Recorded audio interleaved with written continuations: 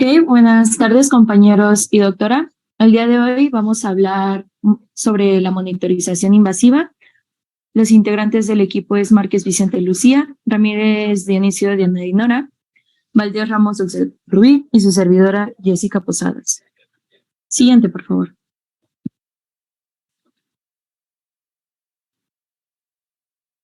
Para iniciar, hablaremos sobre su definición de monitorización invasiva. Se habla de monitorización invasiva cuando los parámetros requeridos para la valoración del estado del paciente implican la incisión de tejido y abordar sobre el organismo para obtener la información necesaria para mantener vigilado y estable a nuestro paciente. Este tipo de monitoreo es parte de una sumatoria de riesgos de mortalidad para el paciente crítico que ya de por sí, si lidia con su delicado estado multifuncional sistémico, pues sin embargo, en muchos casos también se supone la mejor manera de poderlo estabilizar y darle una oportunidad de vida. Siguiente, por favor.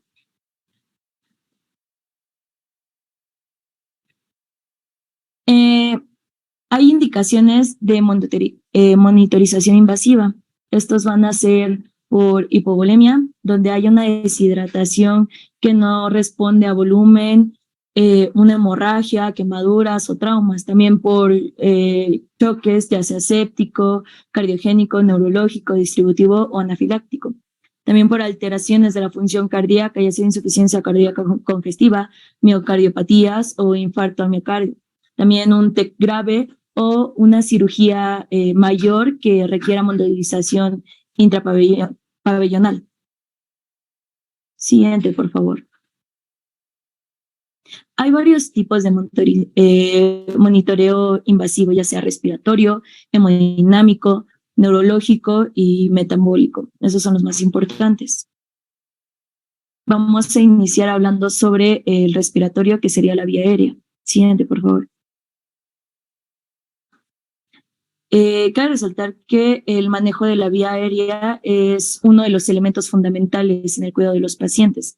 Entonces, el manejo de la vía aérea en personas que requieren asistencia ventilatoria, ya sea por unas causas accidentales, traumáticas o etcétera, puede ir desde la instalación de una simple mascarilla, una mascarilla facial, una mascarilla laringea, o aquí vamos a abordar lo que es la intubación endotraqueal, una cricotirotomía o una traqueostomía. Y vamos a iniciar hablando de la anatomía, un poquito vamos a repasarla.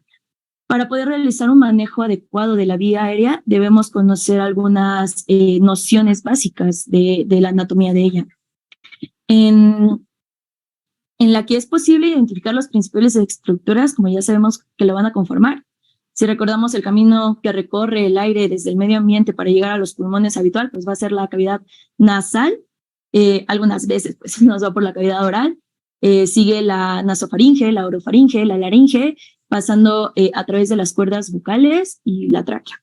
Entonces, consideraciones anatómicas relevantes para el manejo de la vía aérea va a ser el plexo de Kiesenbach. Este es una área muy vascularizada que se encuentra en la región anteromedial del septum nasal, como lo vemos en la imagen inferior izquierda. Y es un lugar, es el lugar más frecuente de origen de la epistaxis, por lo que debe tenerse en cuenta ante la necesidad de colocar cánulas nasales o intubación nasotraqueal. También tenemos los cóndilos de la mandíbula. A nivel de la faringe, la permeabilidad de esta es mantenida por el tono muscular de los músculos faringeos. Entonces, estas se utilizan agentes sedantes o hipnóticos y estos van a estimular el tono muscular, favoreciendo la obstrucción de la vía aérea. A nivel de la laringe existe el pliegue medio glosoepiglótico, que une la base de la lengua con la epiglotis. Y la presión realizada sobre este pliegue cuando se utiliza una hoja de laringoscopio, curva, pues levanta la epiglotis y expone la glotis, dando una visión adecuada para la intubación traqueal. Ahora tenemos los cartílagos aritenoides. Estos son responsables del movimiento de las cuerdas bucales y pueden ser dañados con la incisión de un tubo endotraqueal muy grande, ya sea directa o por isquemia. Y pues va a producir una lesión laringea permanente. Y también la membrana cricotiroidea está ubicada entre el cartílago tiroides y el cricoides y es un hiato anatómico muy importante, ya que las técnicas avanzadas del manejo de la vía aérea las utilizan como punto de entrada para la incisión de dispositivos quirúrgicos o percutáneos de la ventilación. Entonces, estas partes anatómicas de nuestra vía aérea pues van a ser las más sobredestacadas. Siguiente, por favor. Ok, vamos a empezar hablando sobre la intubación endotraqueal. Esta es una técnica agresiva que se realiza con mucha frecuencia. Esta técnica es considerada como el gold estándar para asegurar una vía aérea permeable. Entonces, la intubación es el método más eficaz para mantener la vía aérea y garantizar la ventilación y oxigenación. Y se debe practicar lo más pronto posible y para ello se coloca un tubo en la tráquea a través de la boca y este es orotraqueal o a través de la nariz, que es la nasotraqueal. Y la intubación endotraqueal previene la distensión gástrica y la aspiración pulmonar y facilita la eliminación de secreciones de la vía aérea y la administración de fármacos empleados en la reanimación cardiopulmonar.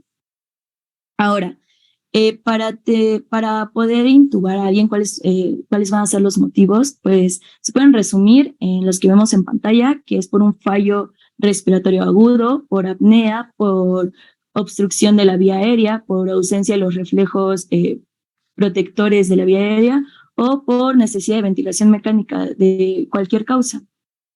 Siguiente, por favor. Antes de continúes, dejé que permaneciera esa frase de técnica agresiva porque en realidad no lo es, en realidad es un procedimiento atraumático. Se refiere a agresivo porque es invasivo, ¿no? Porque es una asistencia Doctora, a la falla disculpe, de la... Ajá. Pero es que se escucha muy bajito.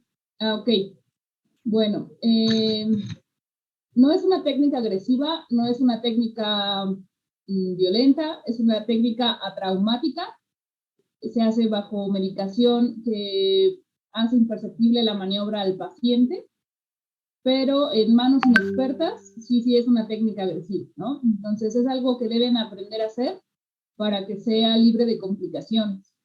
Se requiere dominio de la técnica y conocimiento de la anatomía, por eso es algo que no debemos tomar a la ligera, ¿de acuerdo? Entonces hay que poner mucha atención en las siguientes diapositivas y en la explicación que dio su compañera. Básicamente es una asistencia cuando el paciente no es capaz de poder ventilar él solo, ya sea por problemas mecánicos, por problemas neurológicos o incluso durante la parada cardíaca. ¿De acuerdo? Podemos continuar.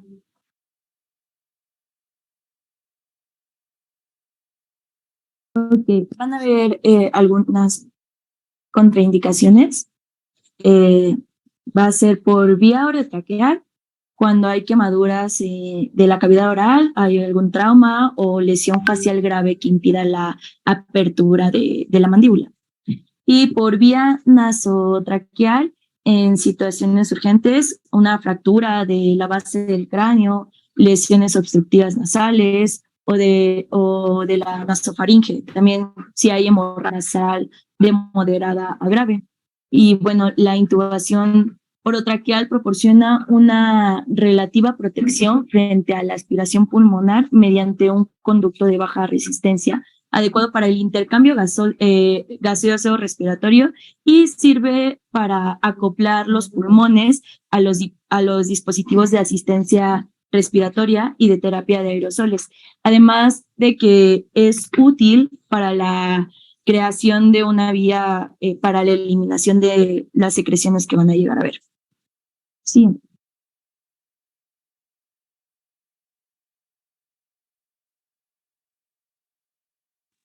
Ok, en cuanto al material que se utiliza, tenemos que va a ser un laringoscopio con una pala de división, de diversos tamaños y por lo general tienen una fuente de luz. Hay tubos endotraqueales de distintos tamaños adecuados al tamaño de la edad del paciente y eso los podemos ver en la tabla de blanco, del color blanco de la izquierda. Se necesita una jeringa en casos de que, como ocurre en las personas mayores de 8 años, el tubo orotraqueal tenga un baloncito inflable. La pinza de McGill, que es la que está en una imagen en la parte inferior derecha. Un ambú con mascarilla de distintos tamaños, que igual es la imagen que les coloqué.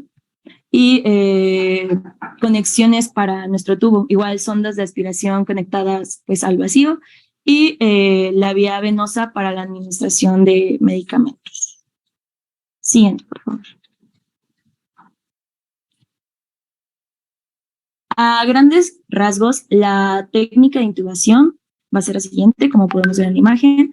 Se va a colocar la cabeza de nuestro paciente en una posición neutra con una almohada bajo la cabeza para facilitar la inserción y la anestesia pues debe ser lo suficientemente profunda.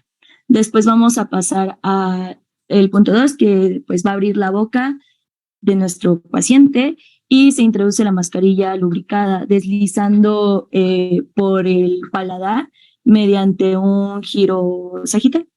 Después de ello, al notar la resistencia, se hincha la mascarilla y se comprueba que la ventilación vaya a ser correcta. Después se introduce el tubo endotraqueal, el cual está reforzado para evitar que se acode y presenta una línea transversal que indica el momento en que el extremo distal del tubo sale de la mascarilla para introducirse en la tráquea. Y por último, si la intubación es correcta, se retira utilizando el alargador y se ajusta a nuestro tubo endotraqueal. Eso es a grandes rasgos. Antes de que avance, existen varias técnicas para intubar. La más común es con el uso del laringoscopio, que se sujeta con la mano izquierda. La cabeza del paciente puede o no colocarse una almohadilla. Todo depende de la alineación del eje oral, faríngeo y traqueal. Si es un paciente con el cartílago cricoides muy prominente, entonces sí, nos vamos a beneficiar de colocar una almohada detrás. En los artículos que yo les mandé vienen las valoraciones de la vía aérea, ¿no? Entre ellos está Malampati, Patil, Bellhaus y la distancia interinsusival. Entonces, primero tienes que mirar qué tipo de vía aérea es la que te vas a enfrentar. Le vas a pedir al paciente que abra la boca lo más grande que pueda. Y si tú puedes observar el paladar blando, el paladar duro, la úvula y los pilares faríngeos, entonces tu vía aérea es sencilla. Entre menos estructuras tú veas, el grado de Malampati va a ser mayor y entonces tu dificultad para intubar se prevé incrementada. La otra es su capacidad de flexionar o extender el cuello, se llama Bellhaus-Doré. Igual, hay grados. La otra es el tamaño del patil, la distancia del ángulo de la mandíbula hacia el cartílago cricoides. Eso se llama patil. Aldrich. Es una escala, igual tiene que medir 6 centímetros para considerarse fácil de intubar, 6.5 centímetros, de entre 6 y 6.5 hay moderada dificultad y menos de 6 centímetros puede ser muy difícil que tú puedas abordar la vía aérea. El otro es la distancia interincisival, la distancia que existe entre los incisivos. Si es mayor a 4 centímetros, entonces es probable que tú puedas intubar fácilmente. Si tiene menor apertura oral, pues obviamente va a ser más difícil. Una vez que evaluaste esos grados de escalas, entonces tú colocas a tu paciente de forma que tu boca, tu faringe y tu tráquea queden en un ángulo lo más recto posible. Si tienes un paciente con el cuellito muy corto, pues evidentemente tendrás a lo mejor que poner algo en los hombros para extender y que te quede lo más recto posible ese ángulo. Si tienes un paciente con la vía anterior, como les dije, bueno, entonces le pones algo que haga la cabeza hacia adelante para que quede lo más recto posible. Esta imagen que nos muestra su compañera, ese es el abordaje de vía aérea con una mascarilla laringea Fast Track. Casi no hay, cuesta más o menos unos 2,000 pesos, pero pueden utilizarla. Lo que van a encontrar más fácilmente es un laringoscopio. Para el paciente adulto, la hoja que utilizan es una hoja 3 o 4, 3 en mujeres y hoja 4 en hombres. La más común es una Macintosh. La Macintosh no levanta la epiglotis, va en la vallécula, que es el espacio entre la epiglotis y el resto de las estructuras del cuello.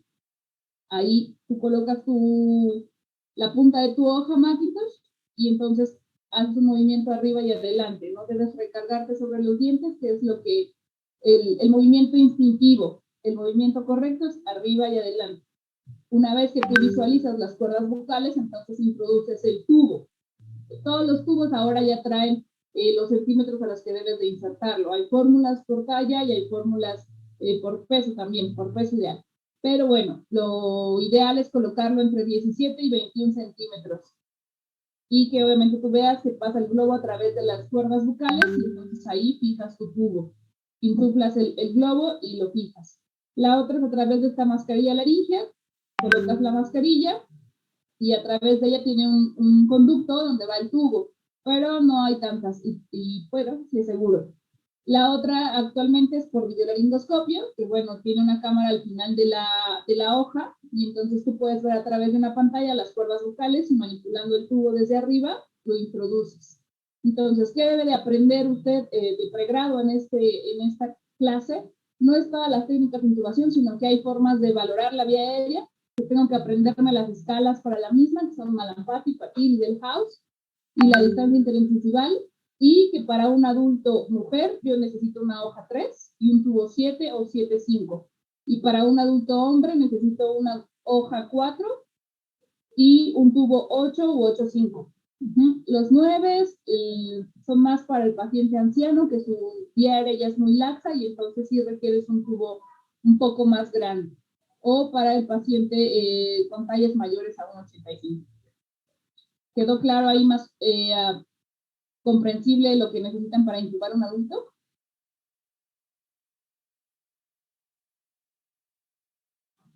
Continuamos entonces. Gracias, doctora.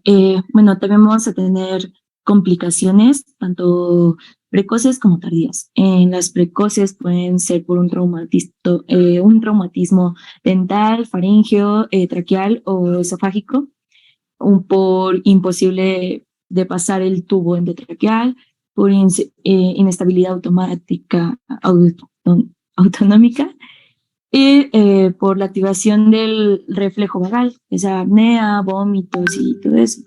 En cuanto a las tardías, puede ser por obstrucción del tubo endotraqueal, una neumonía por aspiración, infecciones por laringitis o traqueitis, por úlceras de presión ya sea en la nariz, en la boca o en la tráquea, pues entre otras lesiones que podemos encontrar.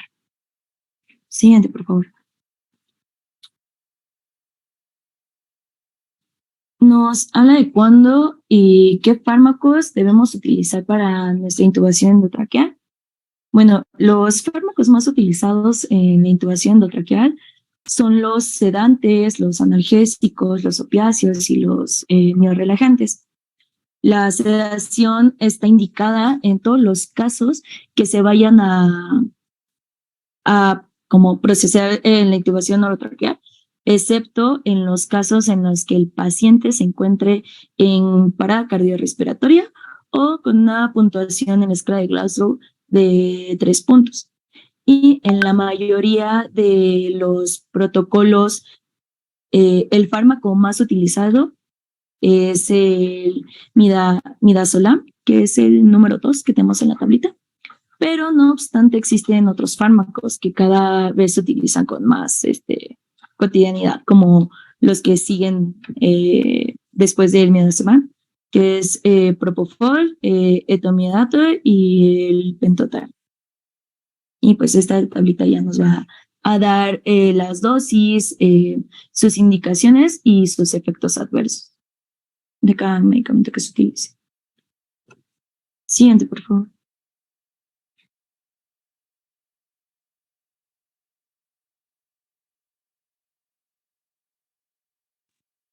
Ok, ahora pasando a la cricotiroidotomía. Esta consiste en la realización de un orificio en la vía aérea a nivel de la membrana cricotiroidea con el fin de lograr una manera más de acceder a la vía aérea y lograr la ventilación del paciente.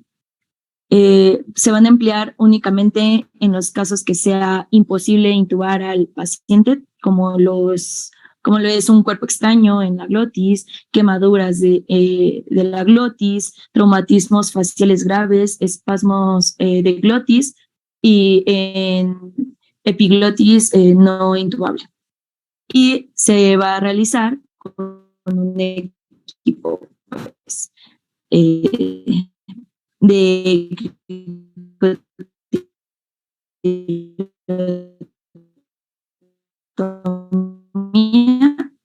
y hay 2 métodos. Por el método de Seldinger o a través de una aguja.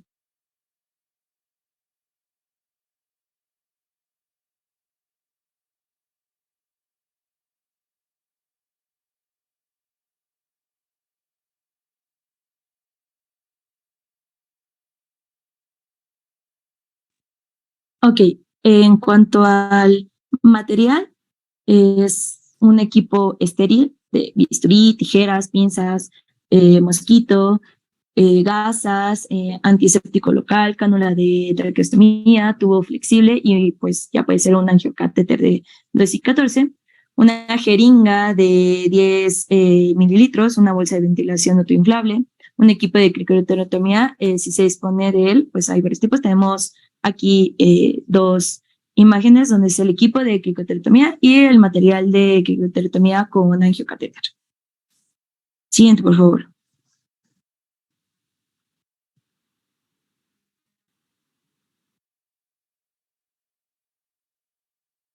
Ok, en cuanto a la técnica, tenemos estas imágenes donde en la superior izquierda, ahí vemos que con el dedo índice se coloca la membrana cricotiroidea, la cual se encuentra entre el borde inferior del cartílago tiroideo y el borde superior del cartílago cricoides. Luego, si no existe una lesión medular cervical, se puede realizar la extensión de la cabeza poniendo un rodillo o una almohada debajo del cuello mientras se palpa la membrana cricotiroidea. Y ya después se va a punzar. Se va a punzar la membrana en la línea media anterior del cuello utilizando un angiocatéter y según la edad del paciente, pues vamos a elegir el número, o bien se emplea el equipo de cricotirotomía. La aguja con una jeringa con el suero se debe introducir en un ángulo caudal de 45 grados, como lo vemos en la imagen derecha, la más grande.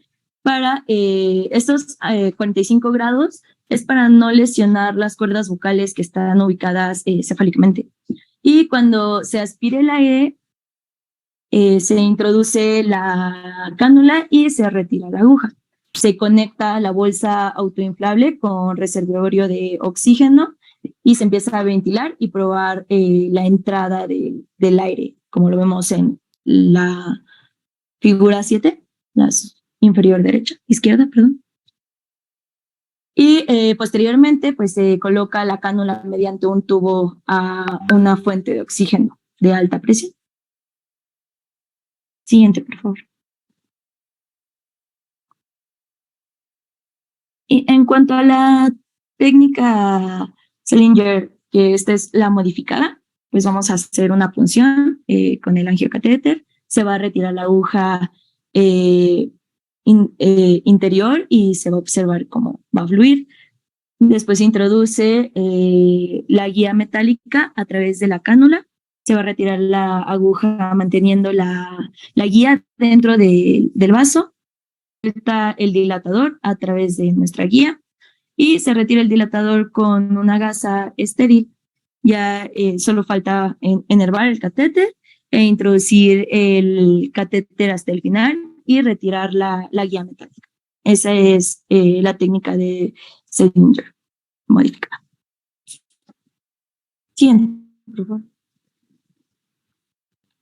Aquí también se van a presentar complicaciones, como lo puede ser una hemorragia, si se puncionan los vasos tiroideos, una perforación traqueal o esofágica, un efisema subcutáneo, una descanalización accidental con el cierre subsiguiente de la vía aérea. También puede haber neumotórax o neumomediastino, o incluso puede llegar a ser por una infección. Siguiente.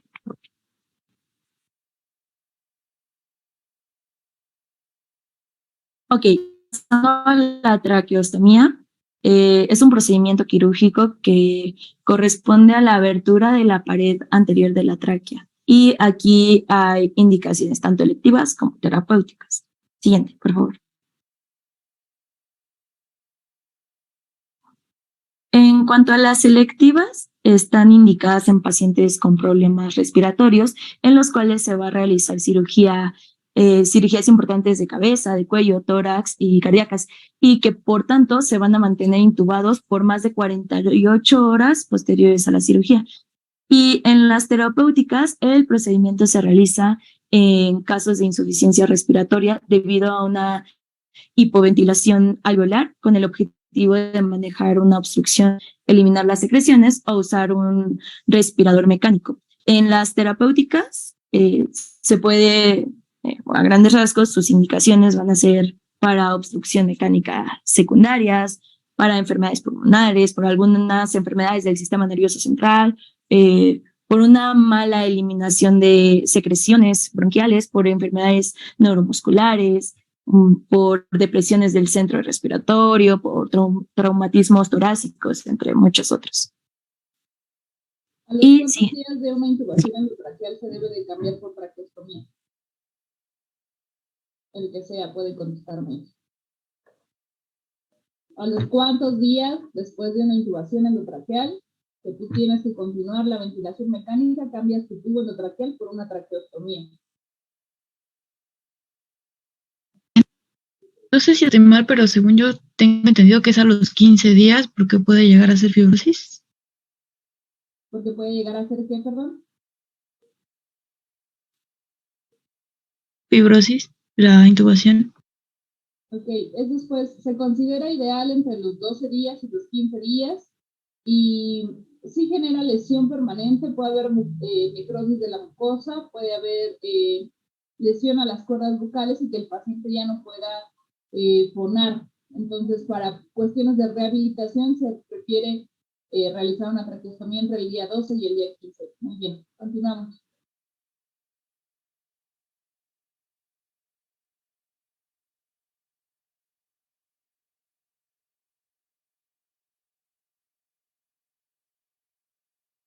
Ok, pasamos a la técnica de la traqueostomía. Aquí el procedimiento debe ser en el pabellón. Y idealmente, obviamente, con anestesia general. se coloca al paciente de cúbito dorsal y cuello en extensión.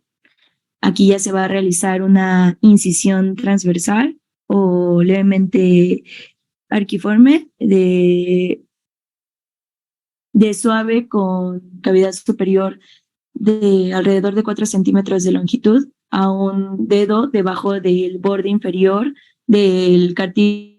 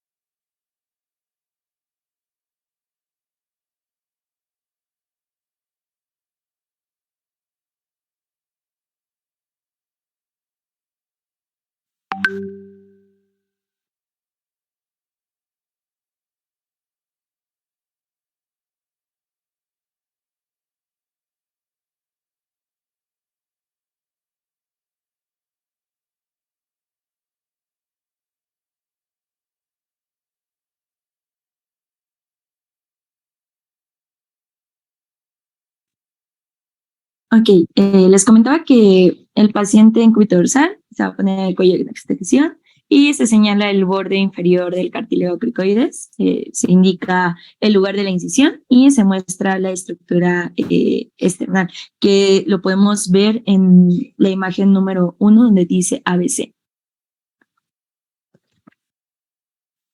Ahora, la incisión de capa posterior de la aponeurosis cervical profunda, donde aparece el istmo de las glándulas tiroides, ahí se infiltra con anestesia local la pared anterior de la tráquea y el lumen para evitar los reflejos inhibitorios al abrirla. Y ya se abre la tráquea en forma vertical o mejor abrir en forma como de Y se indica mediante al menos un anillo, se va a lograr un anillo traqueal por debajo del cartílago cricoides. Ahí va a haber una filtración de la tráquea a la piel con 5 o 6 puntos en TAP y el borde superior e inferior que la incluían en la piel, el tejido celular subcutáneo y la pared endotráquea.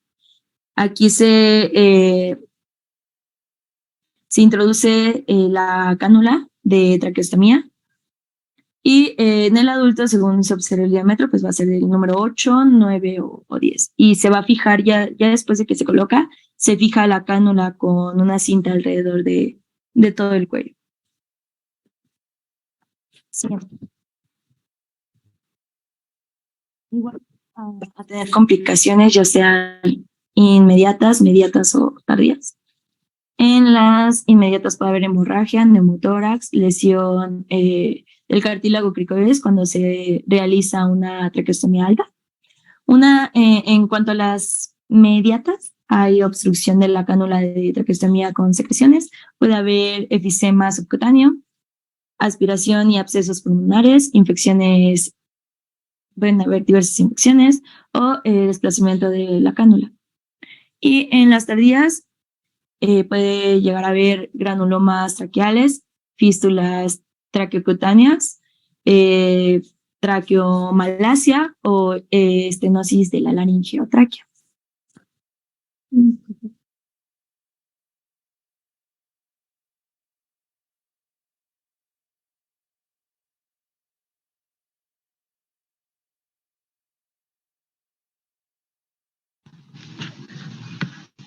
Buenas tardes. ¿Sí me escuchan bien?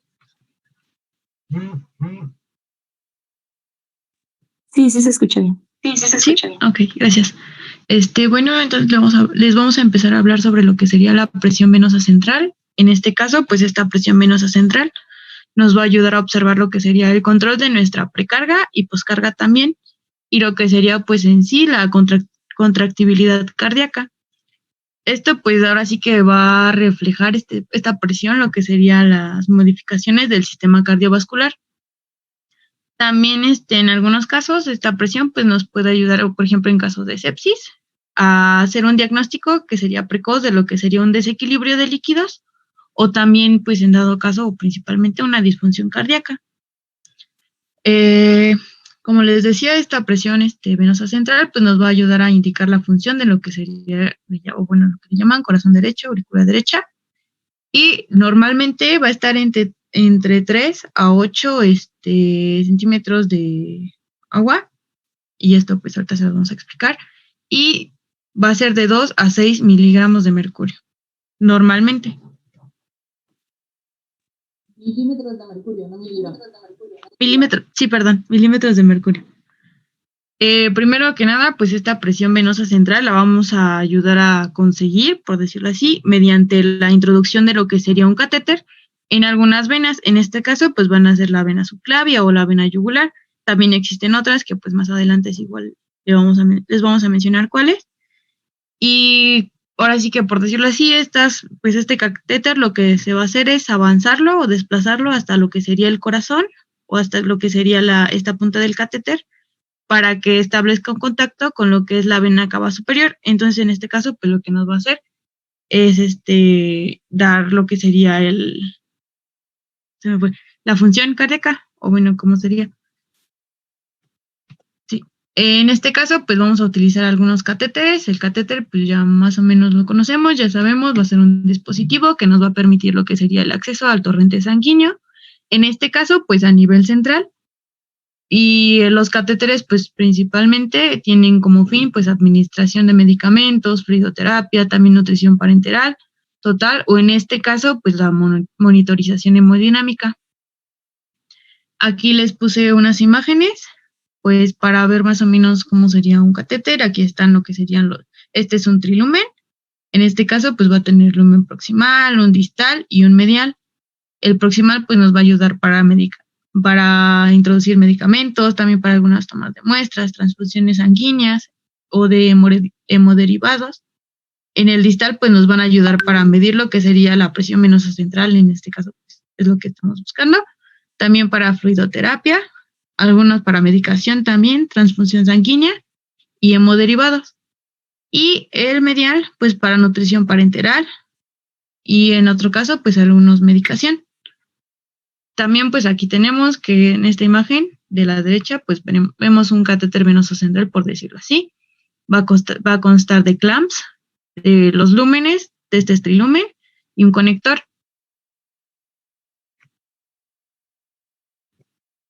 También aquí les puse una imagen para que pues más o menos nos demos idea de qué es lo que contiene el catéter venoso central. En este caso pues como les decía, va a ser trilumen. Esta imagen es un catéter trilumen.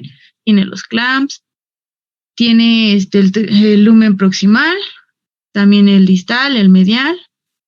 Aquí nos dice igual de qué materiales puede llegar a ser: cloruro de povinilo, polietileno, de teflón, de silicona, poliuretano. También algunas de las indicaciones que ya les dije. También el abordaje, que pues va a ser principalmente yugular externo, yugular interno, también la subclavia, en algunos casos femoral. Y también nos habla que va a haber una sonda que va a ser flexible y delgada, y nos habla aquí de lo que sería el diámetro que puede llegar a tener la aguja. En este caso, pues la distal puede tener diámetro de 16 gauges. Un gauge pues va a ser la medida que nos da el diámetro, pues sí, va a ser la medida con la que se mide el diámetro de cada aguja. Y en este caso, en esta imagen, pues les puse más o menos los colores por los que se distinguen los catéteres. Y la medida del diámetro en naranja, pues 14 gauges, la gris 16 gauges, verde 18 gauges, rosa 20, azul 22, amarillo 24. También están aquí algunos de sus usos. Y como podemos ver, pues estas son como que de calibre más, bueno, para venas o vasos de calibre más gruesos, pues la aguja es más gruesa. Y la amarilla pues sería la más delgada, bueno, de un diámetro más chico. Regresa a tu diapositiva. Sí. Aquí es muy importante distinguir la imagen del lado derecho es periféricos para vasos periféricos. Sí, efectivamente, es para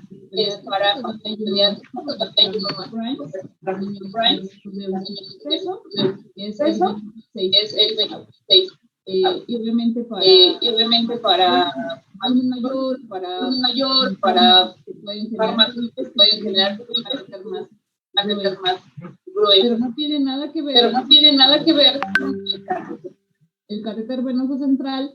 Tiene un calibre de 16G o de 14G, pero el grueso se mide por French, porque se refiere al grosor de donde está el agujero distal, medial y proximal. Y normalmente el del adulto es de 8 French o de 12 French. Entre más pequeño es el paciente, pues utilizan otros calibres, ¿de acuerdo? Y la importancia de distinguir en qué lumen conectar cada cosa se refiere o es por sentido común. Las drogas vasoactivas, la medicación y la sedación normalmente queda en el distal. Se refiere distal a la persona, distal al administrador, es decir, el que está más cerca de la punta del catéter. Y ahí ponemos por qué las drogas vasoactivas y la sedación, porque al administrar cualquier otra cosa en los otros lúmenes, entonces no modificas o no avientas bolos de drogas vasoactivas, ¿de acuerdo? O sea, si tú tienes mayor volumen porque lo conectas en el proximal y tienes mayor volumen en ese catéter de drogas vasoactivas, como por ejemplo norepinefrina, adrena, milrinona, y avientas un bolo, es decir, administras un bolo de cualquier otro fármaco, la cantidad de medicamento que tú envías al paciente es muy alta. Puedes generar arritmias, taquisupra, paro, ¿de acuerdo? Incluso matar al paciente, sobre todo el paciente pediátrico. Por esa razón es que no se utilizan los otros lúmenes para esos fármacos. El medial casi siempre queda para NPT. Cuando ustedes ven una NPT conectada, pues no lo toquen sin guantes. De hecho, ni siquiera deben manipularlo ustedes, solo el que está administrando la NPT. ¿Por qué? Porque justamente por la carga de lípidos que tiene la nutrición parenteral es fácilmente colonizable, entonces fácilmente vas a generar infección del sitio del catéter y sepsis y muerte del paciente, ¿de acuerdo? Entonces, aprendan a manipular muy bien los catéteres venosos centrales. Probablemente con el tiempo van a desarrollar la capacidad de colocarlo, pero me conformo con que en esta clase sepan en qué lumen conectar cada cosa y que no se manipulan sin guantes. También puedes tomar muestras, si no tienes drogas vasoactivas, lo puedes tomar del proximal, para tratar de jalar menos cantidad de sangre. Y para tomar muestras, bueno, primero tienes que limpiar tu catéter, tu línea del catéter, aspirando, después en la segunda jeringa tomas tu muestra y después con una tercera jeringa con solución salina limpias tu catéter. Se hace igual con campos estériles y con guantes, ¿de acuerdo? Entonces, solo distingan bien. No tiene nada que ver el catéter venoso central con la imagen del lado derecho, que son los catéteres periféricos, los de cualquier vena normal. Podemos continuar. Sí, doctora. Gracias. Bueno, en esta imagen pues nos aparecen lo que serían los tipos de catéteres centrales. Nos habla de, bueno, los divide en números de vías, tipo de catéter, también la vía de inserción que se recomienda, técnica de inserción, tipo de material y según la permanencia. Primero pues tenemos al unilumen que tendría solamente pues uno de estos, un lumen. Y este pues puede tener alto flujo y también puede variar el diámetro de 14 a 16 gauges. La vía de inserción pues sería yugular interna, técnica de inserción sería percutánea y también el tipo de material puede ser de cloruro de polivinilo. Y según la permanencia pues va a ser de acuerdo a cuánto tiempo se tenga que tener pues el catéter en lo que sería el paciente, pues puede ser temporal o a corto plazo e incluso puede utilizarse para periferia, alto flujo, normal o bajo flujo. También tenemos un catéter de flujo normal de 18 a 20 gauges. Y este puede ser, perdón, es que se me olvida el nombre, para presión. ¿Cómo era? Presión venosa periférica.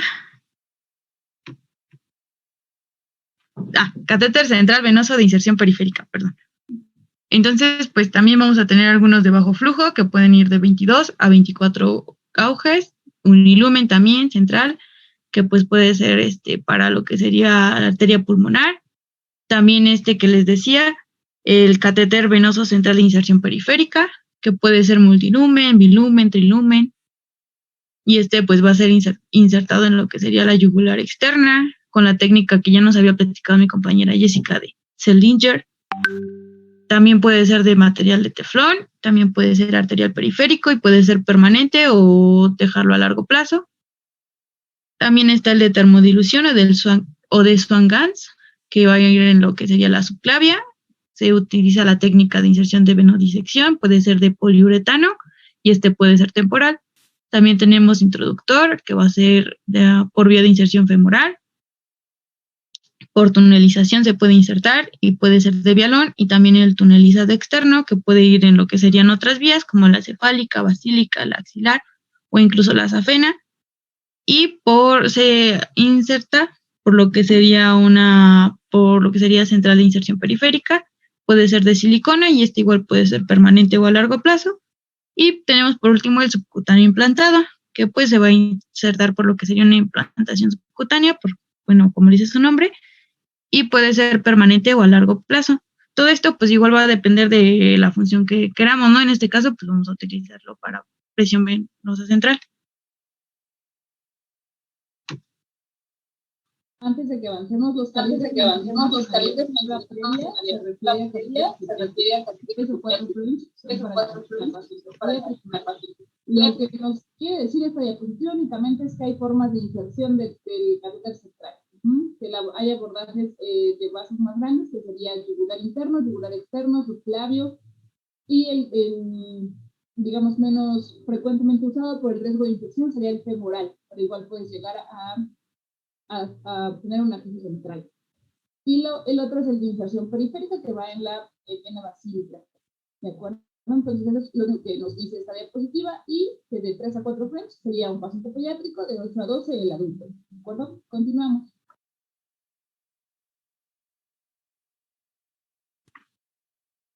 Algunas de las indicaciones para las que está indicada pues la presión venosa central es pues para vigilancia hemodinámica, en este caso pues para medir la presión venosa central, también para obtención de lo que sería una gasometría venosa central, también para alguna administración de fármacos, ionotrópicos, vasopresores, quimioterapéuticos, nutrición parenteral, como les decía, también dependiendo de los lúmenes.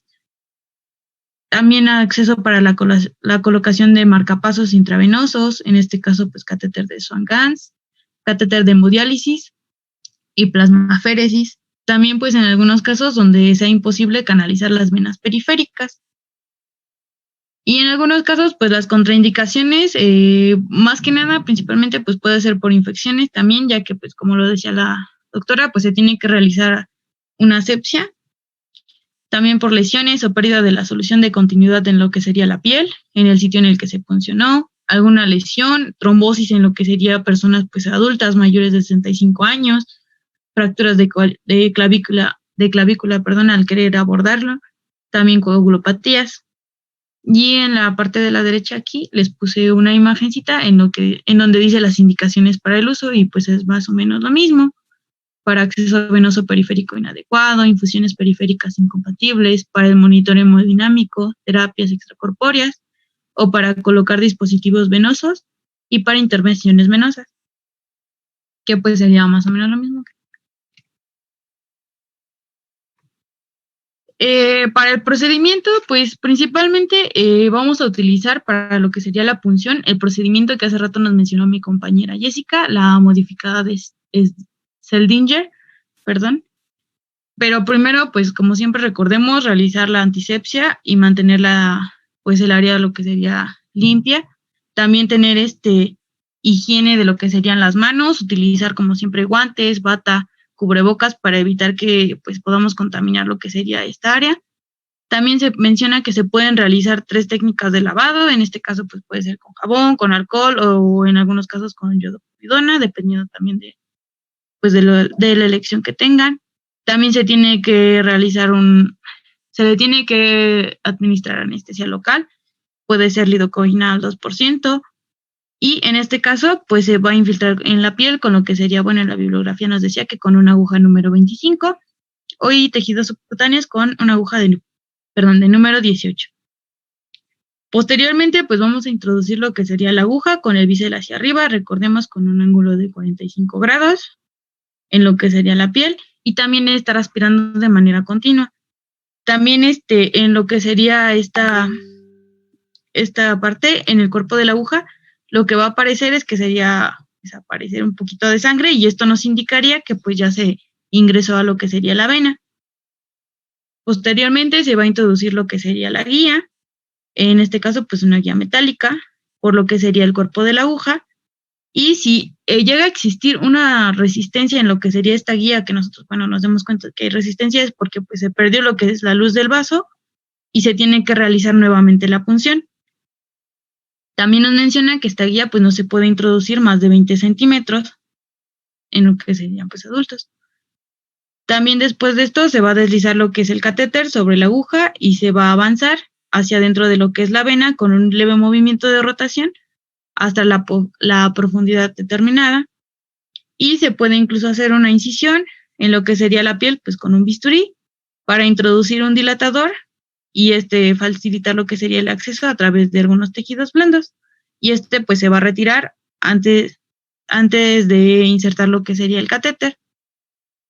Ya cuando nosotros encontremos pues lo que sería nuestra vena, pues se inmoviliza la jeringa, también se sujeta a lo que sería la piel, se retira la aguja y se deja solo lo que sería la camisita de plástico y se tapa al cabo de realizar la presión, bueno, al terminar de tomar la presión.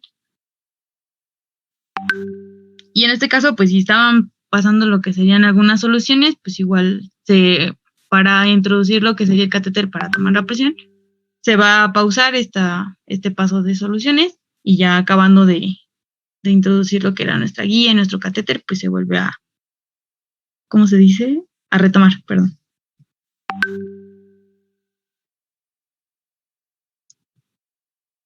También tenemos, bueno, en esto depende de qué venas nosotros tomemos la presión, ya que pues existe, bueno, principalmente en la bibliografía manejábamos dos, yugular interna y subclavia, y en este caso, pues primero que nada es el procedimiento, pues va a variar más que nada en lo que sería, bueno, no varía, pero se va a manejar primero desde la posición del paciente, ya que en cualquiera de las dos, para tomar en cualquiera de las dos, les pongo una imagen. Lo primero que hacemos es poner en posición de Trendelenburg al paciente, se rota la cabeza lo que sería 45 grados, del lado contrario a donde vamos a tomar la punción, aquí se puede ver del lado contrario a donde vamos a tomar la punción. Y en este caso, en el de la yugular interna, pues vamos a localizar lo que serían los haces externales y claviculares, y aquí pues ya sería donde se interna el catéter. Y en la vena subclavia igual se pone en posición de Trendelenburg y se rota igual a 45 grados la cabeza del paciente y se realiza igual una punción. Vamos a buscar más que nada va a variar dependiendo de dónde realicemos la punción. En este caso pues está la vena yugular interna y aquí está la vena subclavia. Va a depender nada más en eso. Pero pues la posición, la rotación es lo mismo y ya cuando lo ubiquemos pues nada más realizamos lo que sería esto, la técnica de asepsia y introducir el catéter, la guía y fijar. Para las vías de acceso, pues va a depender del estado del paciente y también de quién realiza el procedimiento. A lo mejor pues no puede realizarlo en ciertas venas o se le complica. Y como opciones pues tenemos la vena cefálica, basílica, la vena yugular externa, vena yugular interna, en el abordaje anterior, medio, central y posterior, y la vena subclavia, igual en el abordaje infraclavicular y supraclavicular. Estas dos pues son las que más se utilizan o como que las más recomendadas, y también en la vena femoral. Y aquí podemos ver que pues, da un ejemplo de cómo se podría introducir lo que es el catéter. Aquí les puse un cuadrito que nos dice más o menos las ventajas y desventajas de introducirlo a lo que serían los diferentes tipos de venas. En este caso, pues de la subclavia, pues nos dice que es fácilmente accesible, que pues es más cómoda para el paciente. También hay que tener en cuenta eso. También que va a tener una superficie plana, entonces pues es más fácil introducirlo. Esta vena pues tiene menos posibilidades de colapso si el paciente llega a entrar en un estado de shock o de hipovolemia. Pero también nos habla de las desventajas que pues como les había dicho hace rato que eran las contraindicaciones, pues puede haber un aumento de neumotórax, hemotórax, sidotórax. También va a interferir en lo que son las compresiones torácicas.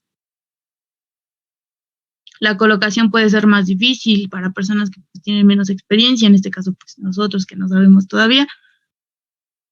También nos habla de la vena yugular interna, que pues es una vena de calibre grande, entonces pues ahí como que es más fácil lo que sería puncionar. También es un acceso sencillo. También esta vena pues ofrece lo que sería varias zonas pues para poder acceder a ella. También es un trayecto más recto, por ejemplo, también es más fácil para el control de cualquier hemorragia. Tiene riesgo menor de neumotórax y en sus desventajas pues sería que puede haber un riesgo de lo que sería la arteria, un riesgo para lesionar lo que sería la arteria carótida, una disminución de la comodidad y movilidad del paciente. También esta vena puede llegar a colapsar si el paciente llega a tener un estado de hipovolemia, alguna acceso, ya que si hay alguna urgencia pues en el que tenga que soportarse lo que es la vía respiratoria, pues se nos va a complicar. También habla de la vena yugular externa. En este caso pues se puede palpar y se puede visualizar pues fácilmente. Y algunas desventajas pues podrían ser que es más difícil colocar la punta del catéter en la vena cava superior. Y la vena femoral, en la que nos dice que pues es una vena de calibre grueso o grande, entonces pues puede accederse más fácilmente, más rápido. En caso de urgencias también interfiere con lo que sería la reanimación, ni con una intubación, también no tiene riesgo de neumotórax, pero pues en el caso de las desventajas nos va a decir que hay un riesgo elevado de infección, también de trombosis o algunas otras complicaciones, y solamente se recomienda para uso a corto plazo.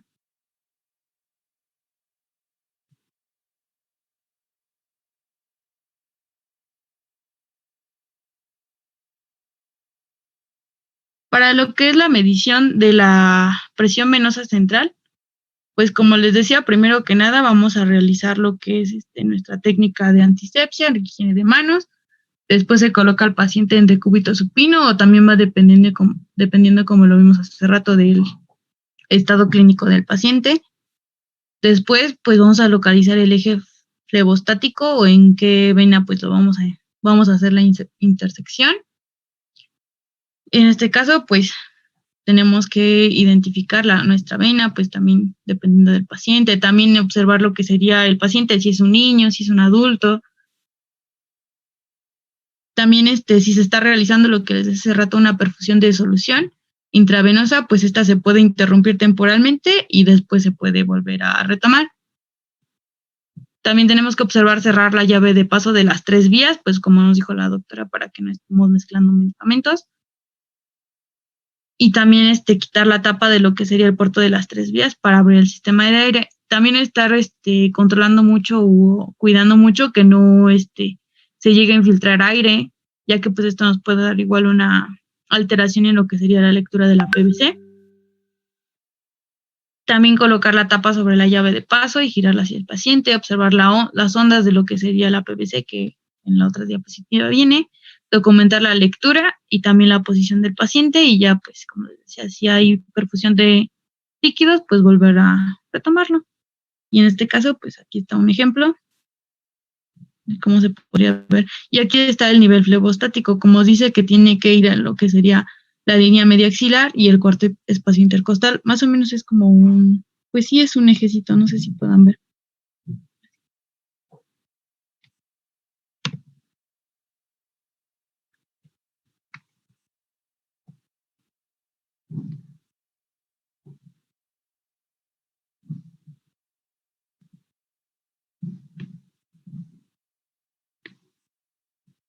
Para lo que es nuestra interpretación y registro de nuestra PVC, pues va a ser, por decirlo así, va a haber una correspondencia entre lo que es un electrocardiograma.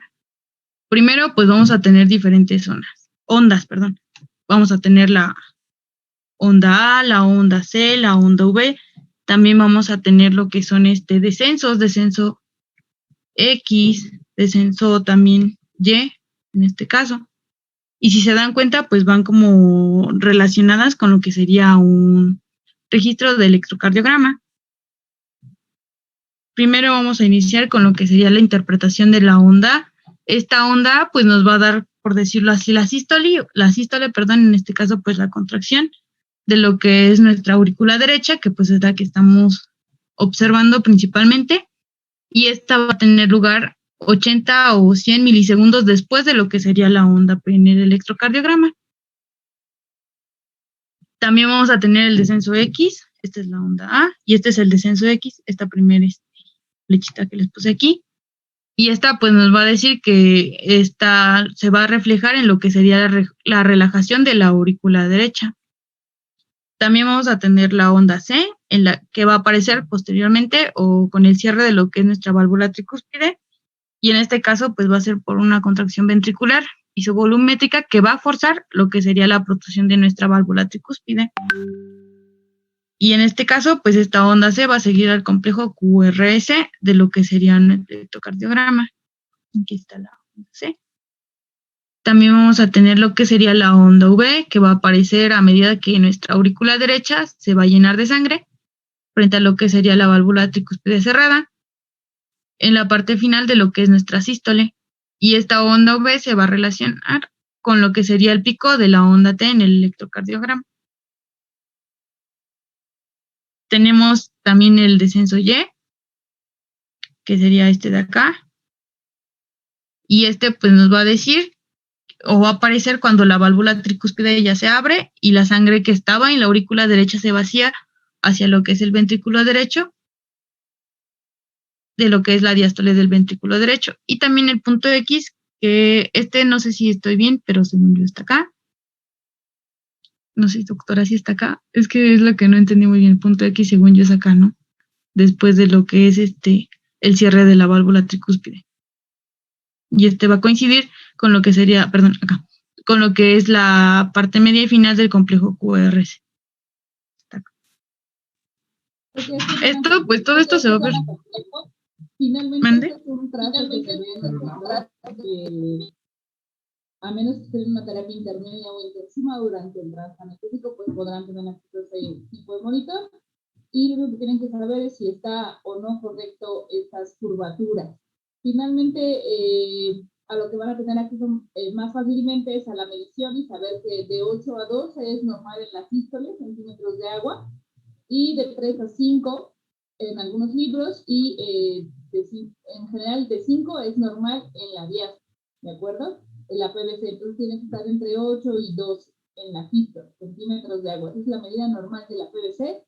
Tienen que saber cuáles son las vías de acceso centrales, quedamos que son femoral, tubular interno, subclavio y los centrales de inserción periférica. Eso es básicamente el resumen de lo que hay que aprender de esta sección de la presentación.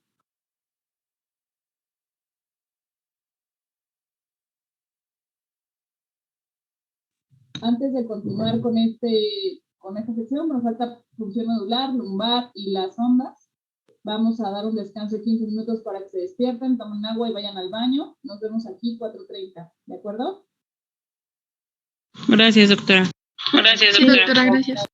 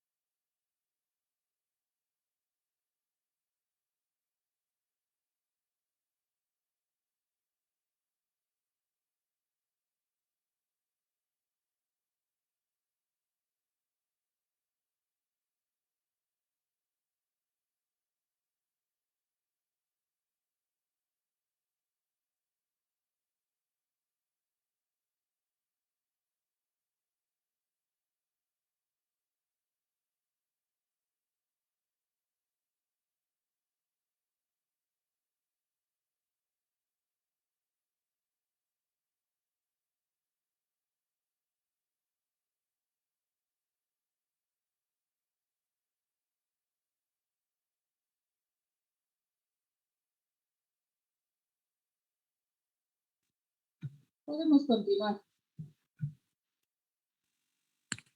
Sí, doctora. Bueno, ahora hablando acerca de las punciones, voy a hablar sobre la punción medular, donde pues es útil para el diagnóstico de pues enfermedades hematológicas y bueno, también la confirmación y estadiaje pues de estas mismas, así como pues el estado de estas células hematopoyéticas.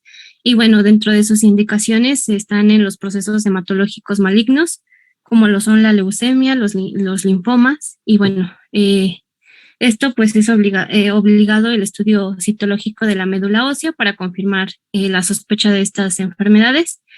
También otra indicación es en la púrpura trombocitopénica idiopática infantil, y bueno, que generalmente es suficiente el aspirado de médula para confirmar la presencia de megacariocitos y ausencia de blastos. Siguiente, por favor. Dentro de las contraindicaciones tenemos la hemofilia, la coagulación intravascular diseminada severa, así como otros trastornos de sangrado severos relacionados. Y bueno, también debe de haber precaución en el riesgo de sobreinfección en casos de celulitis sobre la zona que se va a biopsiar. Siguiente, por favor. Dentro del procedimiento tenemos que, bueno, elegir el sitio de punción. En esto sería pues la cresta ilíaca posterior-superior, el esternón y también la tibia anterior pues es una alternativa. Y bueno, se debe de hacer con la adecuada monitorización para evitar riesgos. Así, bueno, también la selección del material, el uso de agujas desechables para garantizar pues la esterilidad. En el esternón se debe de usar una aguja con tope de seguridad y bueno, en los niños los calibres medio de la aguja o de aspirado, del aspirado más bien, es de 16 a 17 gauges y de 11 gauges para la biopsia. Siguiente, por favor.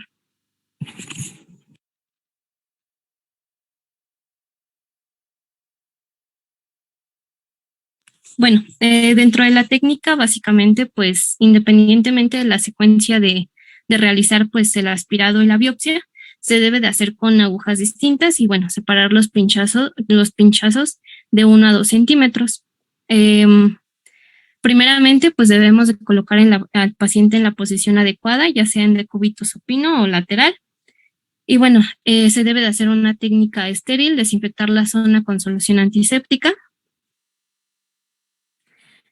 abrir las agujas sobre el campo estéril, comprobar su funcionamiento y preparar jeringas de 10 a 20 mililitros de plástico para el aspirado. Y bueno, también se debe de infiltrar la piel la piel y el periósteo con lidocaína del 1 al 2% para mejorar pues la analgesia local. Y bueno, cuando la anestesia haya hecho efecto, se puede hacer una pequeña incisión de 3 milímetros con una hoja de bisturí y bueno, sobre todo si las agujas son de gran calibre. Se debe localizar la zona al tacto y con la propia aguja. Se debe introducir la aguja perpendicularmente al hueso mediante una presión continua y bueno, sobre todo con movimientos rotatorios pequeños en ambos sentidos del reloj. Y bueno, cuando notemos que la aguja está fija, retirar el fijador y ajustar la jeringa. Aspirar de 0.2 a 0.5 mililitros de médula ósea, o bueno, ya sea de la cantidad requerida. Después de esto, sacar la aguja y presionar sobre la zona hasta que deje de sangrar y bueno, cubrir con un apósito estéril. Ahí les coloqué un video acerca de esta punción. Lo pueden checar después por cuestiones de tiempo. Siguiente. Ahora tenemos lo que es la punción lumbar, donde pues consiste en la introducción de una aguja en el espacio subaracnoideo del saco dural lumbar y bueno, permite pues obtener el líquido cefalorraquídeo y esto pues también con fines diagnósticos y bueno, también de administración de fármacos para fines terapéuticos. Dentro de sus indicaciones, principalmente es sobre todo en la meningitis infecciosa, sobre todo pues cuando hay niños mayores donde suele haber fiebre, cefalea, irritabilidad, rigidez de nuca y signos meningios positivos. Por otro lado, también la hemorragia subaracnoidea, el síndrome de Guillain-Barré y otras polineuropatías inflamatorias agudas. También la esclerosis múltiple y las encefalopatías metabólicas. Siguiente, por favor.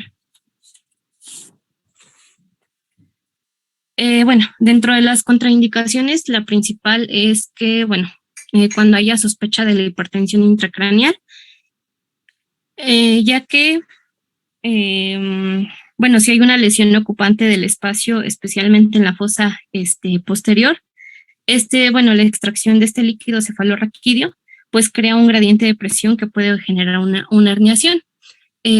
También está contraindicada, en caso de sospecha de neoplasia intrarraquial y edema medular, también como la infección local en el área de punción y lesión espinal. Dentro del material recomendado, pues es los guantes estériles, paños estériles, gasas estériles, desinfectante cutáneo, agujas de punción con punción lumbar con mandril del calibre 22 gauges y bueno, de longitud distinta sobre el tamaño pues del niño y de pacientes adultos, tubos estériles para la recogida de este líquido cefalorraquídeo, donde pues mínimo son 2, aconsejable son 3, anestesia local para infiltrar, lidocaína al 1% sin epinefrina y bueno, siguiente por favor. Principalmente pues es la colocación correcta del niño. En general, a partir de los 2 años es preferible en decúbito lateral. Y bueno, con el plano de los hombros y la pelvis perpendicularmente a la camilla, con una flexión tolerable de caderas, rodillas, tronco y una flexión moderada del cuello. Después se hace la asepsia, cubrir la zona con paños estériles, sobre todo entre la camilla y el niño y encima de este. La limpieza de la zona lumbar con povidona ayudada al 10%. Y bueno, en ambas crestas ilíacas, en círculos extrínsecos y al menos 2 veces. Se debe de hacer la localización del sitio de punción, que aquí, bueno, nos mencionan que con los guantes estériles se localizan las espinas ilíacas posterosuperiores. La línea imaginaria que se hace entre estas ambas, pues es perpendicular al eje longitudinal del niño y bueno, pasa por el espacio intervertebral L4 y L5. Después se debe de hacer la analgesia, que es la infiltración con lidocaína al 1%. Y bueno, esto se debe de hacer en la piel, tejido subcutáneo y ligamento interespinoso. También se debe de aspirar frecuentemente para evitar la introducción de este anestésico en un vaso. Y bueno, después se debe de hacer la introducción de la aguja con mandril, con el bisel hacia arriba, en el espacio intervertebral.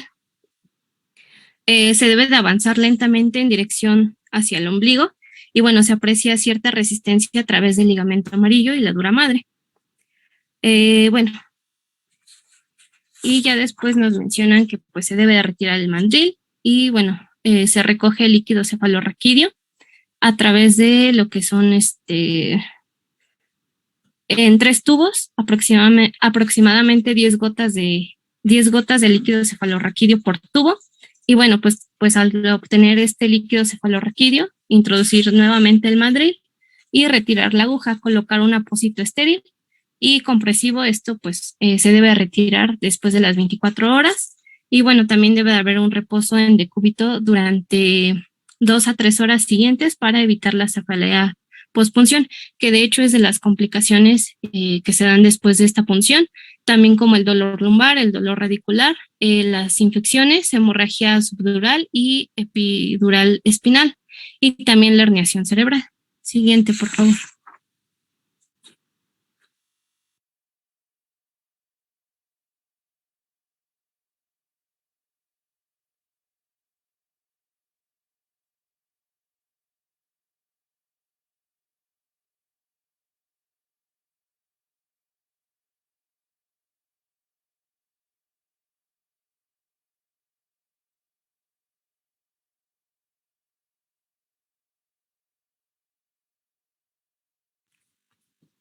Bueno, tenemos la sonda nasogástrica, que sus indicaciones pues es la aspiración de secreciones gastroduodenales en caso de paresia gástrica, ilio, y bueno, también la alimentación enteral o lavados gástricos, el estudio y o eliminación de contenido gástrico. Bueno, también la prevención de broncoaspiración de enfermos con bajo nivel de conciencia y problemas de deglución. Y bueno, también el diagnóstico y seguimiento de la hemorragia digestiva alta. Dentro de las indicaciones, contraindicaciones, perdón, es la precaución en enfermos con lesiones esofágicas. Siguiente, por favor. Y bueno, dentro del equipo tenemos que para la preparación de la sonda, pues es el lubricante soluble en agua, la sonda nasogástrica o nasoduodenal, para la aspiración, el aparato de aspiración intermitente y bueno, para alimentación, una sonda suave de poco calibre o catéter 36 French y bueno, la bolsa colectora. Para la colocación de la sonda, la batea, el vaso de agua con una paja o un popote, cubeta de hielo machacado y bueno, jeringa de 50 mililitros con punta adaptable a la sonda. También para la fijación de la sonda, el esparadrapo de 3 centímetros y bueno, la posición del paciente que es sentado y con el cuello ligeramente flexionado. Siguiente, por favor. De acuerdo a la técnica, pues se debe de calcular la longitud de la sonda, que bueno, pues esta sonda nasogástrica se coloca por fuera, dándole la curvatura aproximadamente por la nariz, faringe, esófago y estómago. Como paso número 2, la preparación de la sonda para la extensión, donde se curva ligeramente el extremo distal y lubricar 15 centímetros distales. Después, introducir la sonda a través de la nariz hacia la faringe y, bueno, utilizar la fonda nasal más permeable, poner directamente dentro de la fosa nasal una pequeña cantidad de lubricante y, bueno, introducir la sonda horizontalmente para evitar que tropiece con los cornetes nasales. Después tenemos que se debe de empujar la sonda hacia el estómago mientras el paciente traga, simultáneamente instalar agua por la sonda o permitir que el paciente pues beba agua por el popote. A veces pues es conveniente que pues este paciente se llene la boca con agua y bueno, pues cuando se le ordene, pues traga esta agua y bueno, debe de coincidir con las maniobras de presión para que la sonda pues atraviese la rinofaringe. Después pues la posición en la sonda, bueno, de la sonda en el estómago, pues introducir hasta la longitud marcada, auscultar sobre el estómago mientras se inyecta aire en la sonda para asegurarse que la posición intragástrica por el sonido del borboteo es característico. Y así aspirar el contenido gástrico una vez confirmada pues la posición. Y por último, sujetar esta sonda a la nariz. Siguiente, por favor.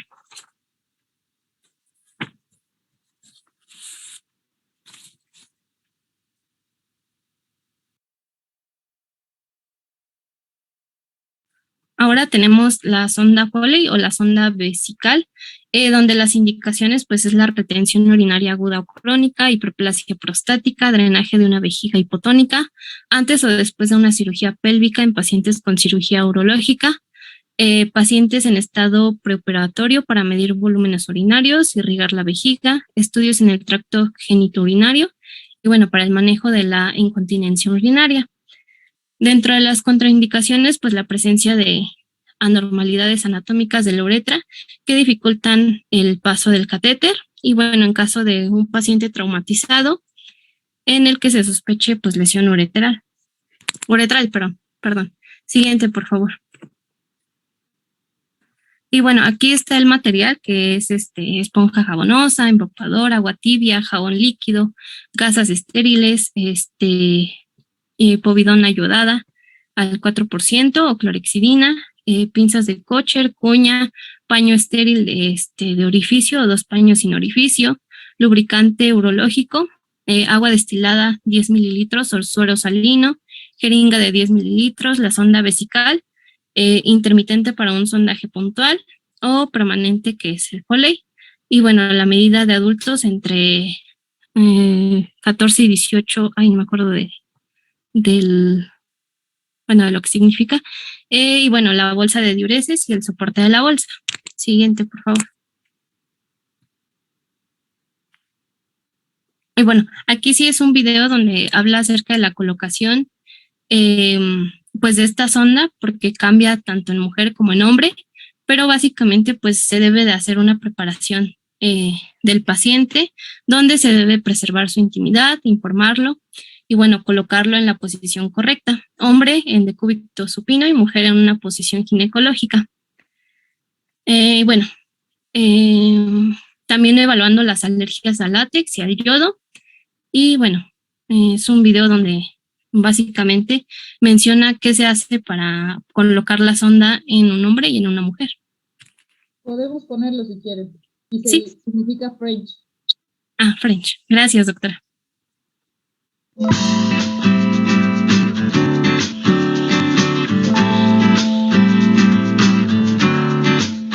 Hola, soy la profesora titular de la Cátedra de Enfermería del Adulto y del Anciano, licenciada Graciela Muratore, de la Escuela de Enfermería de la Universidad Nacional de Córdoba. A continuación, desarrollarán los estudiantes de nuestra cátedra los diferentes procedimientos correspondientes a dicha materia. Muchas gracias.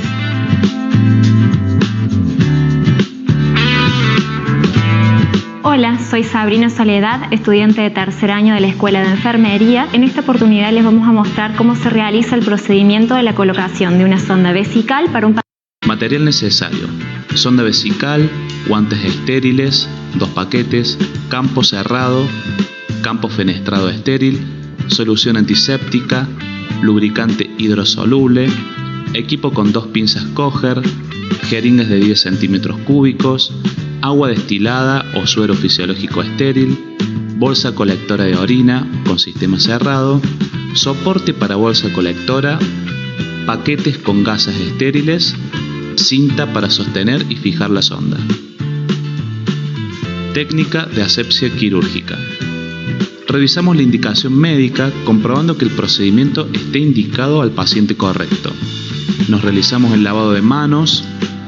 Luego nos dirigimos a la unidad del paciente a fin de informar el procedimiento a realizar, mitigando sus miedos y temores. Pasamos a preparar al paciente para el procedimiento. Recordemos haber realizado previamente higiene perineal. Técnica en el varón.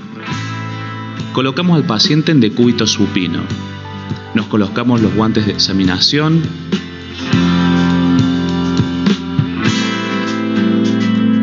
Realizamos campo con una gasa embebida en solución antiséptica.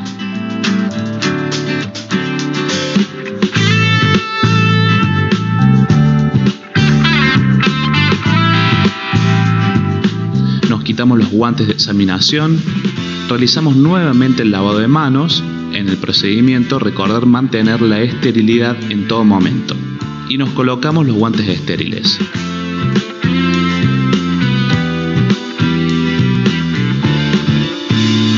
Colocamos el campo fenestrado estéril sobre los genitales del paciente y realizamos el campo estéril, que para ello utilizaremos la pinza Kocher para sujetar las gasas embebidas en la solución antiséptica.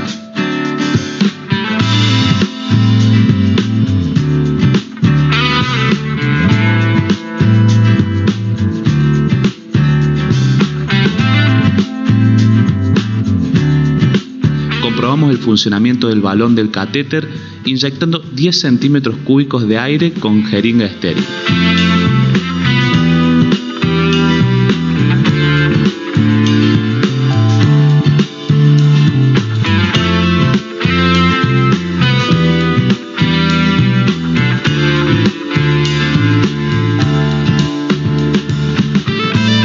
Luego colocamos solución hidrosoluble en la parte proximal de la sonda para evitar lesiones uretrales por el roce.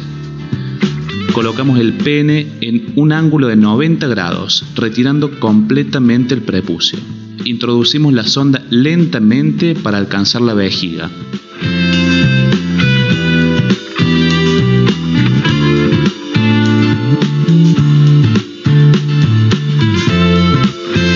Observamos el retorno de orina. Inmediatamente conectamos la bolsa de orina a la sonda, siempre manteniendo la esterilidad. Bajamos el pene a unos 45 grados aproximadamente y comprobamos que fluya orina.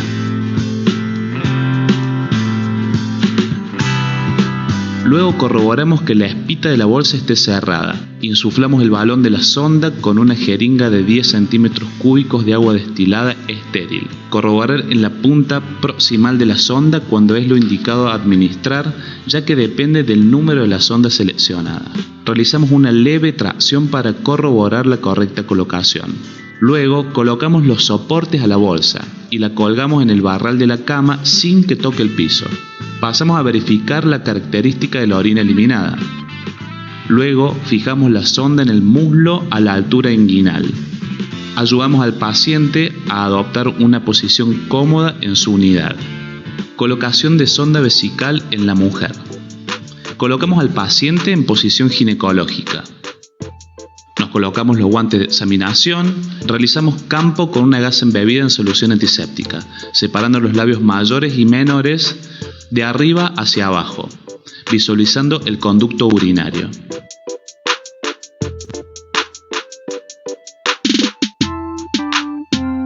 Nos quitamos los guantes de examinación y realizamos nuevamente el lavado de manos. Siempre en el procedimiento mantenemos la esterilidad en todo momento.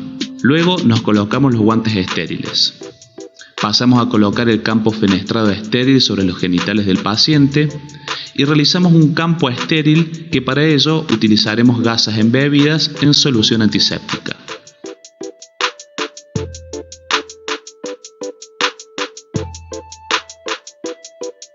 Comprobamos el funcionamiento del balón del catéter inyectando 10 centímetros cúbicos de aire con jeringa estéril. Colocamos solución hidrosoluble en la parte proximal de la sonda. Esto lo hacemos para evitar las lesiones uretrales por el roce. Luego pasamos a introducir la sonda por la uretra, lentamente, con pequeñas rotaciones, suavemente hasta alcanzar la vejiga. Comprobamos que fluya la orina. Inmediatamente conectamos la bolsa de orina a la sonda y corroboramos que la espita de la bolsa esté cerrada. Pasamos a insuflar el balón de la sonda con una jeringa con 10 centímetros cúbicos de agua destilada estéril. Realizamos una leve tracción suavemente para corroborar la correcta colocación. Colocamos los soportes a la bolsa y la colgamos en el barral de la cama sin que toque el piso. Verificamos la cantidad de orina eliminada y sus características. Luego, fijamos la sonda en la cara lateral interna del muslo. Por último, ayudaremos al paciente a adoptar una posición cómoda en su unidad. Nos realizamos el lavado de manos y registramos siempre en el informe de enfermería el tipo de sonda, día, hora, características y cantidad de orina eliminada.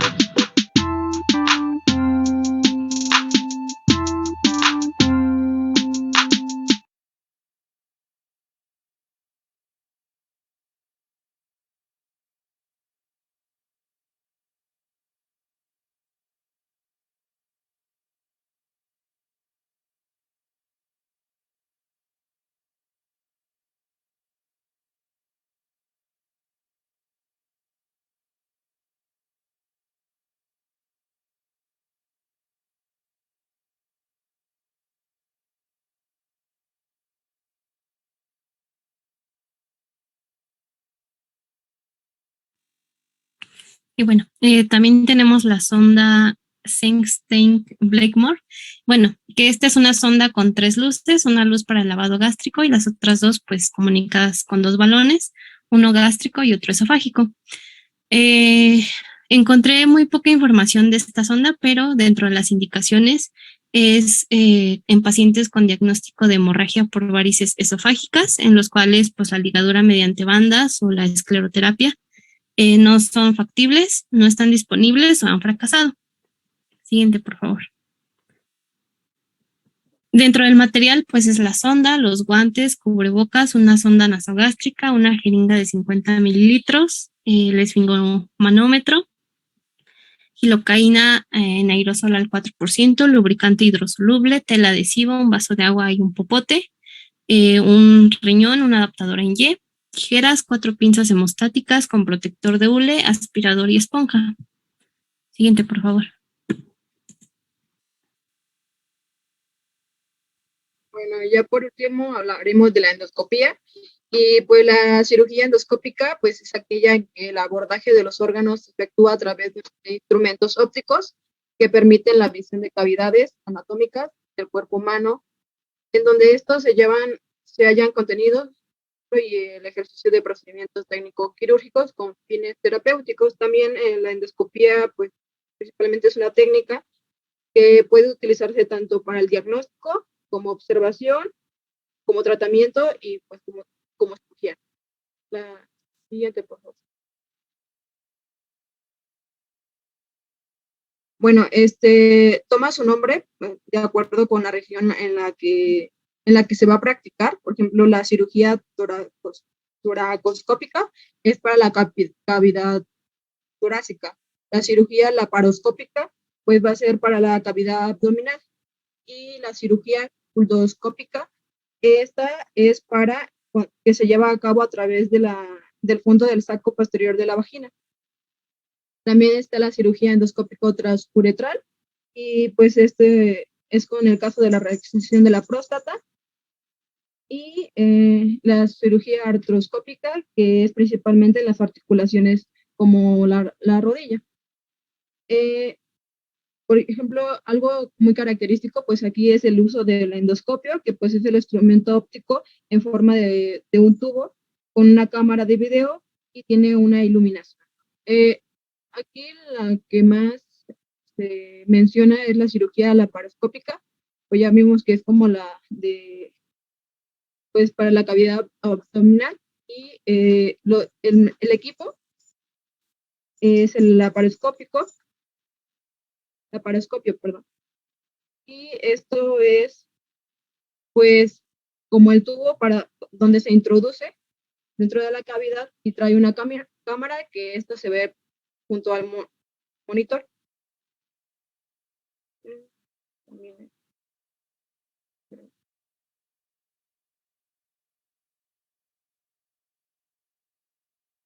La anterior. Okay. Pues el laparoscopio también se conoce, por ejemplo, como el peritoneoscopio, y pues hay de 3 a 5 y de 7 a 10 milímetros, que pues es el más utilizado, ¿no? Y tiene, pues ya vimos el sistema óptico y la biocámara y la iluminación. El monitor, pues va a ser la donde, por ejemplo, donde, bueno, se ve como la tele, y que pues tiene una visión clara, o tiene que ser principalmente de 50 a 63.5 para que se pueda observar bien la imagen. También está la videocámara, que pues esto es la resolución, ¿no? Es conforme la claridad que se va a ver la imagen, ¿no? Y esto se manejan por chips. Me imagino, entre más chips es mejor la nitidez. Y también la fuente de luz, que ahorita en la actualidad la que se ocupa es la luz fría de xenón, y pues esto se va a encontrar en el cable de fibra de vidrio, que se va a transmitir la luz, que va a ser fuente a la cámara, ¿no? Para que se observe los órganos o la parte que queremos observar. Y también vemos el aparoinsuflador, que esta es la creación de un neumoperitoneo mediante un insuflamiento de gas que permite la introducción de equipo instrumental a la cavidad abdominal y el manejo de las estructuras anatómicas, ¿no? Y creo que el que se ocupa más es el dióxido de carbono, el que se introduce. Y puede llegar hasta de 9 a 14 litros por kilo. Y esto es para que sea más seguro y se pueda manejar como el equipo dentro de la cavidad, para que cuando como es un aumento del abdomen, entonces se pueda maniobrar aún mejor. La siguiente, por favor. Bueno, esto va de la mano mucho con la unidad electroquirúrgica, y pues esta unidad tiene dos funciones principales, que es el electrocorte y la electrocoagulación. Aquí vamos a encontrar dos tipos: el tipo monopolar eléctrica, que se va a transmitir del electrodo activo hacia la placa de la tierra antes de iniciar la operación, y el tipo bipolar, que es el circuito eléctrico, se cierra en dos puntas del instrumento, cuyo mecanismo de acción es desecar al tejido más que cauterizarlo. Y últimamente se está ocupando como un lápiz, ¿no?, que manipula el cirujano, y pues ahí el mismo cirujano puede regular la intensidad y la corriente. La siguiente.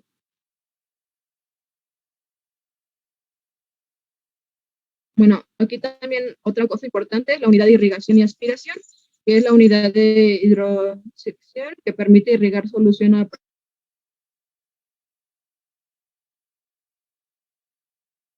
según las necesidades de la cirugía.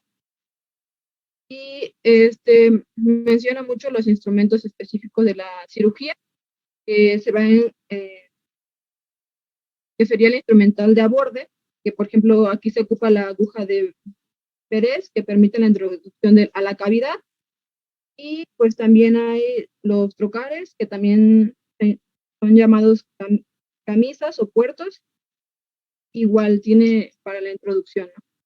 Y el instrumental de corte, pues aquí podemos encontrar tijeras rectas o gancho, curvo en pico del oro o de bocado fino.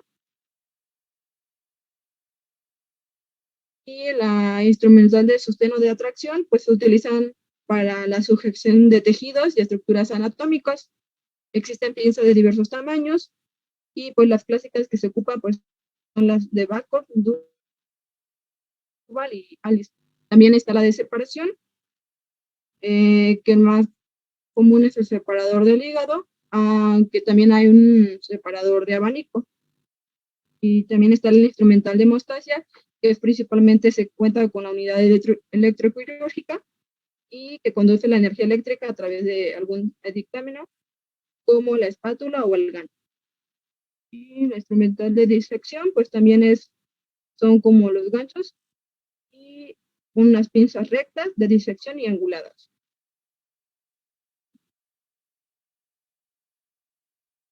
Y ya la instrumental de sutura, esto dependiendo ya del cirujano y el tipo de cirugía que se le va a aplicar. La siguiente.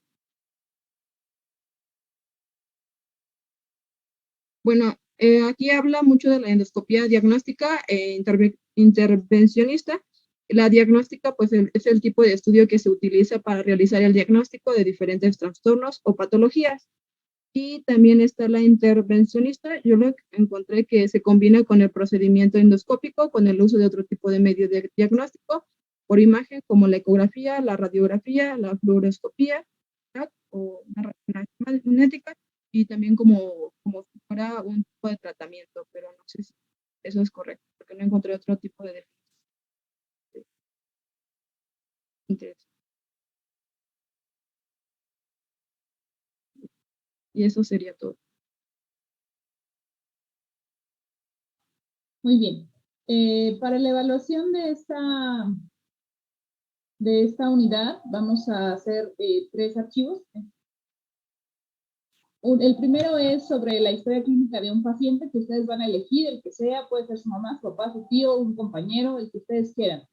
Van a elaborar la historia clínica de ese paciente, y en el apartado de la exploración física van a agregar las escalas de la vía aérea que ya revisamos. Al equipo le voy a pedir que les comparta los artículos referentes a la unidad para que puedan ver las escalas y las imágenes que se requieren. Y el último archivo va a ser sobre los procedimientos de abordaje de la vía aérea, colocación de catéter venoso central, sonda Foley, sonda nasogástrica y punción lumbar. De estos van a describir el material que van a requerir, la técnica y las contraindicaciones que encuentren en su paciente, del mismo ejemplo del que hicieron la historia clínica. Les voy a compartir la pantalla para que vean los ejemplos. Un segundo. En el de la exploración de la vía aérea es como este. Esta es una tarea de uno de sus compañeros. Van a tomarle la foto a su paciente, siempre cuidando la identidad del mismo. No tienen que salir los ojitos del paciente. Para evaluar la escala de Mallampati, sentado, se le pide que abra la boca y lo que alcancen a mirar. En este paciente solo podemos ver paladar blando y no se alcanza a ver ni siquiera la base de la óvula, por lo tanto es una clase 3. De Papiraldreti hay que medir de la parte más prominente del mentón hacia el cricoides y debe de ser más de 6.5 centímetros.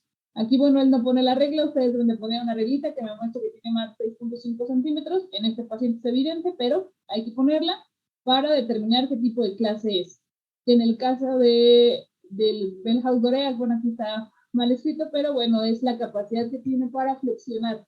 Si tiene un ángulo completo, si tiene limitación para extender, o no puede ni siquiera extender el cuello hacia atrás. Entonces, esta es una clase 1 porque, bueno, puede extender por completo. Ya lo que les decía, en esos pacientes no conviene extenderlos tanto porque se hace más difícil la horizontalización del eje orofaringeal. Entonces, por eso a ellos se les pone hacia adelante. La distancia esternomentoniana del mentón al esternón tiene que medir más de 12.5 centímetros y el bonacini dice él que mide más de 13.5 y que entonces no tendría dificultad para intubar. Y la última sería la protrusión mandibular, que es la capacidad que tiene el paciente de morder su labio superior con los dientes inferiores. Aquí dice que él no alcanza ni siquiera el borde de los incisivos superiores y entonces le ponen a clase 3. Esta es una de las tareas. La otra sería la historia clínica, que pueden utilizar el formato que ustedes quieran. Les puedo compartir uno, no hay problema. Y bueno, básicamente lleva la ficha de identificación, los datos del paciente, los antecedentes familiares, personales patológicos, no patológicos, ginecobstétricos si es mujer, el padecimiento actual, el que ustedes quieran integrar, el interrogatorio por aparatos y sistemas, su exploración física incluyendo peso, talla y los signos vitales, la exploración física, y un diagnóstico si integran alguno. Obviamente su firma y la cédula pues obviamente no tienen, pero es un ejercicio. Y el último sería el... un segundo.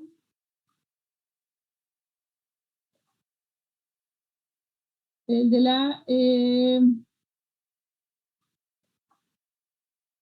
el de los procedimientos.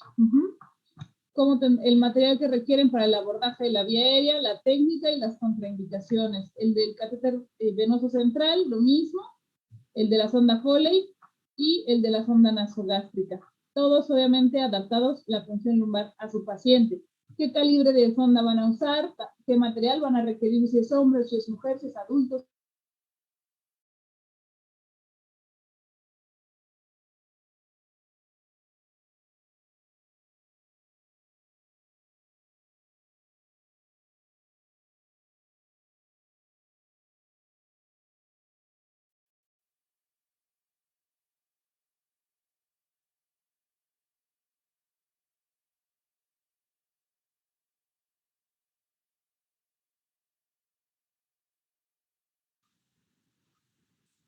Aquí en el chat les voy a poner el archivo de la tarea, bueno, la descripción de las actividades que hay que hacer.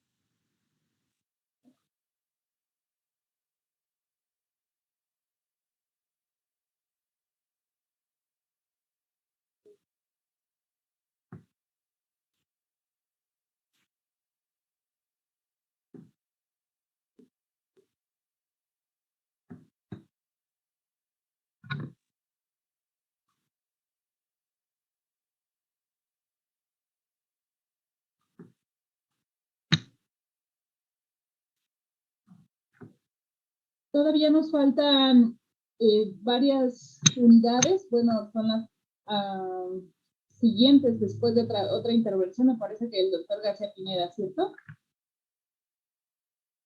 ¿O no? ¿Alguien me está escuchando? Sí, sí, doctora.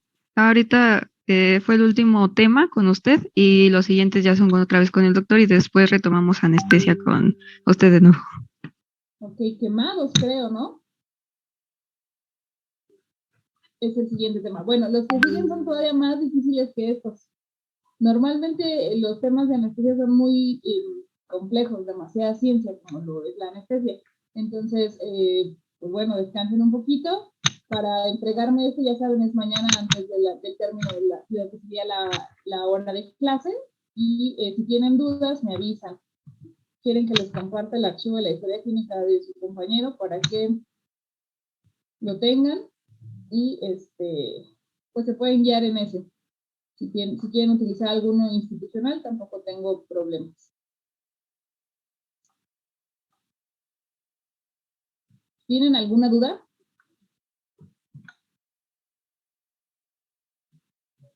¿No? Hola. No, doctora, sí. No, doctora. Gracias. Ok. Bueno, entonces esas serían las actividades y pues nos vemos después de la clase con el doctor García Pineda.